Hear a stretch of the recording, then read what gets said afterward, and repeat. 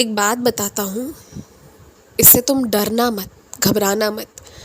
बस इस बात को समझना कि ना, कुछ लोग तुम्हारा काम रुक जाए इसकी अर्ज़ी बहुत समय से मेरे पास करते आए हैं। कुछ लोग चाहते हैं कि तुम अकेले पड़ जाओ, बिना किसी चीज़ के रहो, बिना किसी सहारे के। और मैं तुम्हें ये इसलिए बता रहा हूँ कि ये वही लोग हैं जो फिर दुनिया के सामने दान धर्म करने का ढोंग करते हैं। मेरी बातें तुम्हें कड़ी लग सकती हैं, पर सच्चाई है। और जो ऐसा करता है ना इनका दान धर्म ही स्वीकार होता है और ना इनकी प्रार्थना। सब कुछ व्यर्थ जाता है, यहाँ तक कि उनका लगाया हुआ वो समय भी व्यर्थ जाता है। लेकिन यहाँ पर बात एक अच्छी ये हो गई है ना कि तुम्हारे चक्कर में वो मेरे पास तो आने लगे हैं, मेरा नाम लेने लगे हैं। तुमने किया तो करिश्मा है ही, उन्हें विश्वास है कि मैं कुछ ना कुछ ज़रूर करूँगा।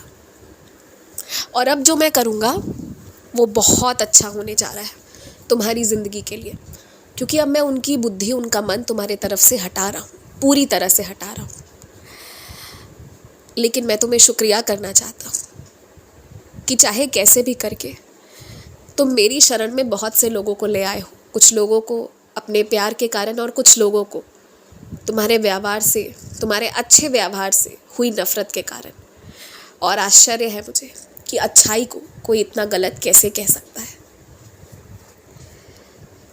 तुम्हें पिछले दिनों में ये बात तो समझ आ गई होगी ना कि कभी भी बुरा सोचना नहीं चाहिए कि बुरा वक्त आएगा तो क्या करेंगे, उस पर ज़्यादा चिंतन नहीं करना चाहिए।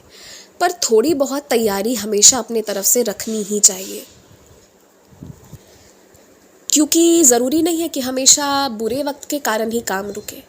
कभी ऐसा भी हो सकता है कि वक्त इतना अच्छा हो कि इतने सारे अन्य चीज़ों में या फिर किसी उत्सव में इतना व्यस्त हो जाओ कि काम को तुम्हें रोकना पड़े थोड़े दिनों के लिए। तो उस वक्त के लिए भी तुम्हारी तैयारी होनी चाहिए। तुम्हें बस ज़रूरत के वक्त की तैयारी होनी चाहिए, और वो ज़रूरत का वक्त अच्छा बुरा कुछ भी हो सकता है, उसका फ़ैसला तुम मत करो। अपने लिए बुरा सोचते ही क्यों हो? जो मेरे बच्चे हैं उन्हें कल्पना भी नहीं करना चाहिए।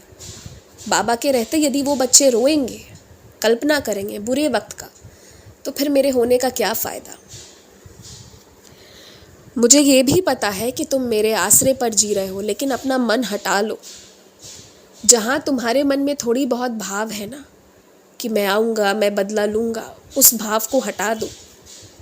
कुछ लोगों को माफ़ नहीं कर सकते तुम, लेकिन उनके पतन का इंतज़ार भी मत करो। तुम आगे बढ़ो, यही बेहतर रहेगा तुम्हारे लिए।